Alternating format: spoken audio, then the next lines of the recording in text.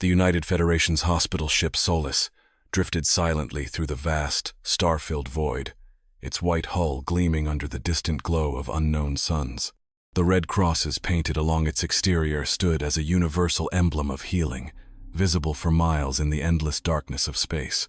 Inside the massive vessel, Captain Daniel Hayes stood at the observation deck, watching the stars shimmer as he sipped his morning coffee. "Captain," came Lieutenant Mira Caldwell's voice through the intercom, her tone calm but urgent. "We're receiving another distress call." Hayes turned, setting down his mug. "Location? A mining colony on Rylos -3. They're reporting severe radiation burns following a reactor malfunction." "How many injured?" 47 with minor burns, 12 in critical condition." Hayes straightened his uniform. "Set course immediately. Alert all medical teams. I want operating rooms 1 through 6 prepped and ready."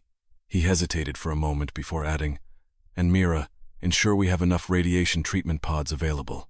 The Solace was humanity's most advanced medical vessel, a testament to their commitment to healing and peace. Stretching nearly 2 kilometers in length, it housed thousands of hospital beds, hundreds of operating rooms, and state-of-the-art medical technology, capable of treating patients from every known species in explored space. Its mission was simple: to provide medical aid to anyone in need, regardless of their origin.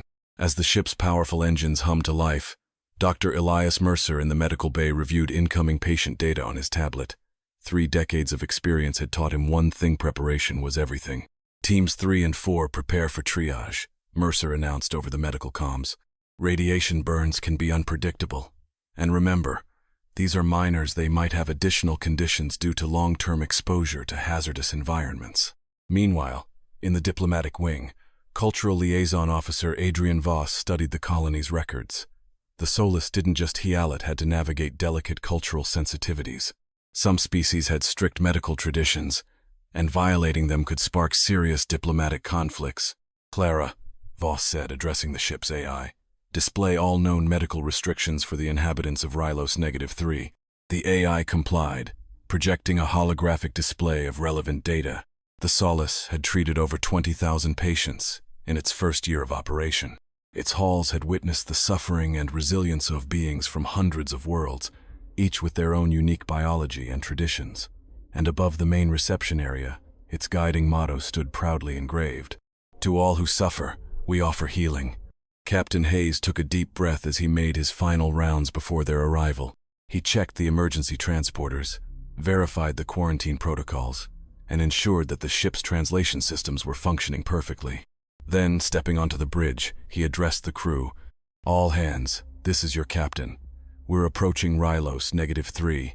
This is what we trained for. These miners need our help, and we will not fail them. Standard rescue protocols are in effect. Remember, we represent the best of humanity.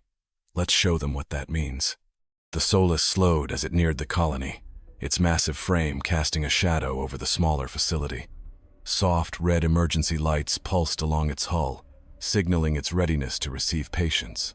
In the distance, other ships respectfully moved aside, recognizing the hospital ship's priority status. This was humanity at its finest, not conquering, not exploiting, but healing. Little did they know that this routine mercy mission would soon set into motion events that would change the fate of the galaxy forever. 3 days after successfully treating the miners, another distress signal came in. "Captain," said Officer Nadia Reyes, her voice tense, "a merchant ship, Starwind, is requesting urgent medical aid. Engine failure, severe casualties." Hayes frowned. Something felt off. "Location?" "The edge of unmapped space," Reyes said. Hayes studied the signal's energy signature. It was too strong for a damaged ship. "How far?" 2 hours at full speed." Hayes nodded. "Set course, and alert Dr. Mercer to prepare for burn victims." As the Solace approached the coordinates, the AI's voice suddenly cut through the silence. "Captain, incoming vessels detected. Their power readings do not match reported damage." Before Hayes could react, 3 unknown warships dropped out of faster-than-light travel. Sleek, predatory, dangerous. "Shields up," Hayes ordered. But it was too late. A devastating blast struck the Solace's port side. The ship shuddered violently, emergency alarms blaring through the halls. "This is Captain Daniel Hayes of the Solace," he broadcast urgently.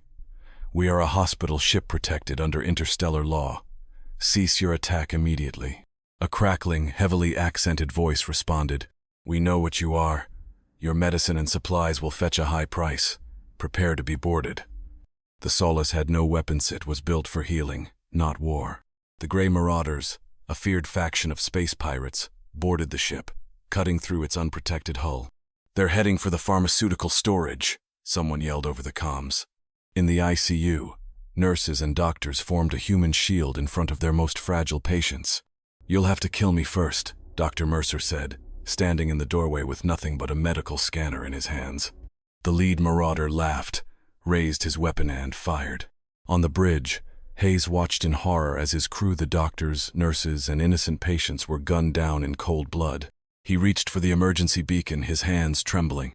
In 300 years of space travel, no one had ever dared to attack a hospital ship.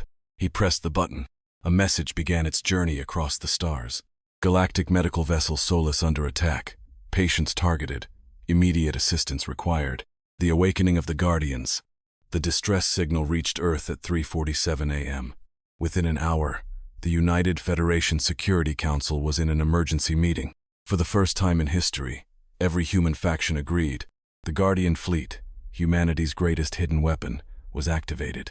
Across Earth, Mars, and the outer colonies, classified warships emerged from hiding, dark, silent, and built for precision strikes. Their message to the marauders was simple. "You attacked a hospital ship. You killed our doctors. You will learn why that was a mistake. The galaxy would never be the same. Humanity's peace was a choice. And now, that choice would be protected at any cost."